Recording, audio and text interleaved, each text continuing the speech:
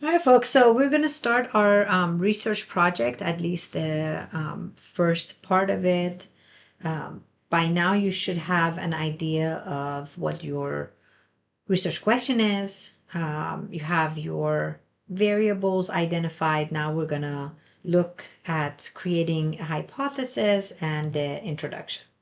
So you've been provided with a template that is compliant with APA's 7th edition. So your paper is APA formatted already.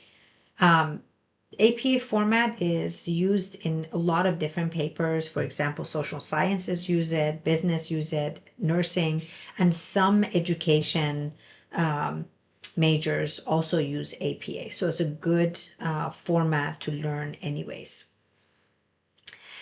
What APA allows us to do is establish a standard for writing so that everyone is writing in the same format. If you're looking for something, you know, if you're writing an APA paper, exactly how to find it.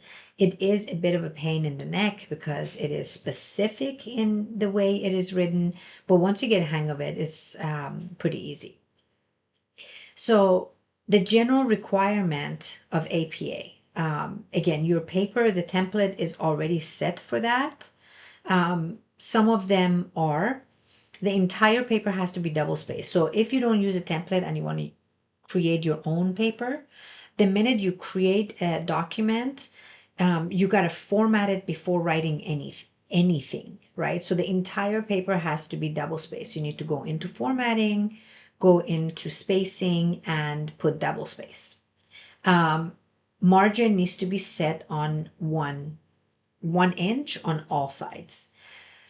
APA has taken this requirement off for the new, but it prefers to use Times New Roman or Arial, and it should be either 10 or 12 point is the preference, 10 or 12 point, Arial or Times New Roman font. The text cannot be centered. That is a requirement. It has to be left justified for the entire document, including the reference pages. There is no bolding, oversize, or decorative fonts. You will have bold on certain titles, but the text of the document needs to be pretty bland in formatting. Two spaces after each sentence. I mean, that's how specific it is. Once you finish a sentence and you put period, you have to put two spaces before you begin the next. And each paragraph is indented. So if you just push tab, it should indent it into that 3 space. So before you begin, go into the paragraph, make sure the spacing is 0. The line is set at double, no indentation, everything else is 0, and alignment is on the left. And that will take care of your entire document. Your reference page will be a bit different, and again, that is formatted for you already. So follow the format for the reference page. It has its own kind of format. The language in APA should be specific in description and in explanation. It should be concise and very, very plain. Descriptive adjective, minimize figurative language. This is not English, so it has to be as clear, concise, and plain as possible. So the sections that are required, we used to have abstract. For student papers, there is no abstract, so please don't use abstract. For professional papers, you do use abstract. However, abstract should be written. Now, for student paper, again, you don't write abstract, don't worry about it. But once you get into the profession, always remember that abstract is the last section to be filled out. Abstract is kind of like when you make a movie and you make a trailer, you have to finish the entire movie before the trailer is made. So abstract is your trailer. For student paper, you need the title page. You need the main body, which I'll go over what is required in the main body. And the last page should be your references, unless you have appendix, which we won't. So the last page should be your references page. For experimental report, which we're doing here, ultimately the goal is to describe your experiment, right? What did you do your experiment on? What was your research topic on? Which includes, so the first page is always your title page, and I'll go over that. Then the introduction, which we're going over this week. And these are the next sections. As you complete the research paper, you do the methods, you do the results, and the last section is a reference. The last page is your references, which again, the template already has your references set. So let's do the introduction, which is due for this week. In order to complete the introduction, you have to have found your 5 references. I know for this week we're requiring 3, but ultimately you're going to need 5 references in order to justify the research that you're conducting. So in the introduction, at the first line of the introduction is your title in bold and centered. So once it's your title page, the next page is your introduction. You don't put introduction. The first thing we should see is your title in bold and centered. You enter, which is double space, and begins your introduction. This section, which is your introduction, should contain an absolute minimum of 3 paragraphs. So the first paragraph is your opening paragraph. This is your hook. This is kind of introduces your topic and gets the reader interested in reading it. Why should we read your paper? Whatever it is, hook us in. And I'll give you an example. Your next paragraph is your literature review. So those 5 supporting literature that you have found, you want to summarize, synthesize into 1 paragraph. And then you have your closing paragraph, which is your hypothesis, and ultimately how your research is filling in what is missing in the literature world. So this is an example of a first paragraph, right? Mental illness continues to be a serious health problem in the United States. If you are making a statement that needs to be supported, so you're just not talking 10% of the population in the United States are former foster children. Anything that's specific, you will need to put a reference in there. But if it's a general statement that everyone knows, for example, Alzheimer's is the most common type of dementia. Most people know that. You don't need to references. But again, if it's something specific, you need to make sure, tell the audience, hey, I'm not just talking, I got a reference for this, right? Annually an estimated, and we're using numbers, so we got to put a reference here. Annually, an estimated 18.8 million of the adult population in the United States suffer from a depressive disorder. So this is what we call in-text citation. Where did you get that from? Anytime you put in-text citation, you need to make sure this appears in your reference. And I'm going to be checking for that, right? So this, again, is APA reference. You put comma, you put Robbins, and the symbol, Roger, which wrote it, the year the article was written, and you close the paragraph. This is in-text citation. 14 million Americans abuse alcohol, and you put that in there.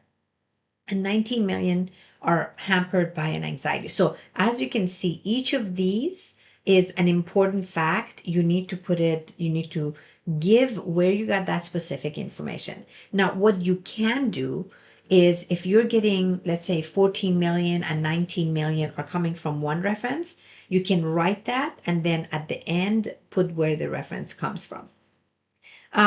So again, this is a hook, right? Why should we be interested in your paper? So this is your hook paragraph. Find some kind of hook and then back it up with references.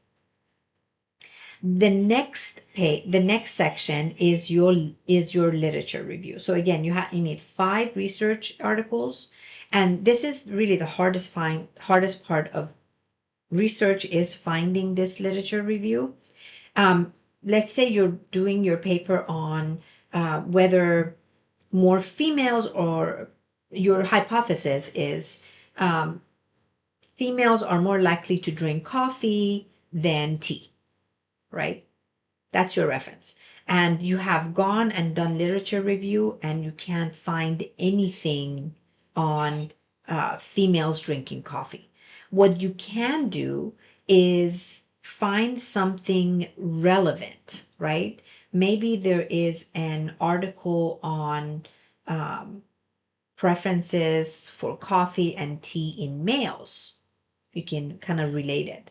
Let's say you are finding research on who's more likely to arrive to class late, and your hypothesis more females are more likely to arrive at class late. You can't find anything in classroom setting, but you have found some articles that talk about going to work late for females, let's say. You can use that in your research lit review. You can say so and so Johnson and Johnson 2025 found that females were more likely to arrive late to work, right? In this, although I didn't find any relevant research on academics, there may be some indication that going to class late may predict going to work late. So you can kind of work around what your research topic is. Find something that's semi-relevant and make the link for your research. And your research doesn't have to be necessarily supporting your hypothesis. It could dispute it. So you might find some research that say it's good, and some research that say, let's say, females are late, and others say females are on time, and that's justification for your research. So I found contradictory, and my research is going to find which one is true, right? Previous research has to be relevant to your own.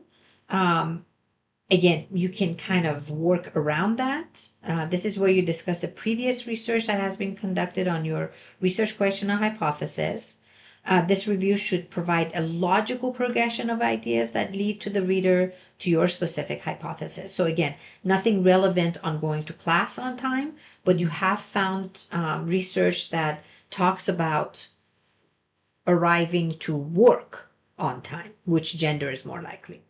Discuss in an organized and coherent fashion the pertinent theories, concepts, research that are necessary for the reader to understand how you came up with your hypothesis. So you want to discuss, I came up with mine because this is what previous research found. Again, every fact-based statement has a citation. For your lit review, there should be a ton of in-text citation. So-and-so found this, so-and-so found this. So I want to see ton of paragraphs or in-text citation. Then you define what your independent variable is and what your dependent variable. First, you identify it and define what each one is and how you're going to assess it. So the third paragraph, is your research, right? So make a connection between previous research and your own, right? Explain the logic behind your hypothesis. Are you replicating previous research I found in this? And then the purpose of the present research is to replicate previous finding, to kind of justify or to support previous findings. That's replication is absolutely fine. You might say previous findings have been inconsistent, have provided inconsistent results. Some find females are late, some find males are late. The purpose of the present research is to gather more information, right? Or you might say there is absolutely no data on which gender is arriving to class late. So the purpose of the present data is to provide that information, what is lacking in research. Then you talk about what the purpose of the present study is and what your prediction is, which is your hypothesis, right? So how do we come up with a hypothesis? Remember, your hypothesis is a educated guess. Based on what previous research found, this is what I'm predicting will happen by the end of the study. So it is super important to make a statement, a prediction that you will find at the end of the study. So it needs to be specific, and you cannot use a negative. By the end of the study, we predict that women are not going to be late to class, right? So if you're predicting that women are not going to be late to class, you're predicting men are going to be late to class. So whatever your hypothesis is, make sure you're making a positive statement. So here's some examples. It is predicted that the salary level of adults will positively correlate with a measure of overall hypothesis. If you're using a relational, if you're looking at a correlational study, it is hypothesis that a rating of how satisfied people are with their current salary will positively correlate. So these are all predictions that are in relationships, right? But you don't have to. You could say it is predicted that males are more likely to stop at a stop sign than females, right? That's a prediction. So what you're basically doing, the approach to the introduction is what we call V-shape. You're telling a story that you start with a very general statement and then end with a very specific prediction, which is your hypothesis. So your introduction, again, introduce the problem, very general term, and get the reader's attention. It could be 2 sentences for us, right? Then comes a lit review, 5 research findings, articles that either support, dispute, or somehow relate to your research. And again, 5. And then the last paragraph is your start off with the purpose of this study is to da da da da. It is predicted that da da da da, whatever your hypothesis, and you are done with the introduction. So again, the purpose of the present study, the last paragraph, was to further investigate symptoms. Now, what's going to happen is your proposal, the first introduction that you write, because you haven't done the study, may be in future tense. It is predicted or present tense. Once you conduct the study, you need to go back and change the introduction into past tense. So it was predicted. So that, if that makes sense. And this is an example of the last statement. Next, we are going to discuss method section, but please let me know if you have any questions regarding introduction section.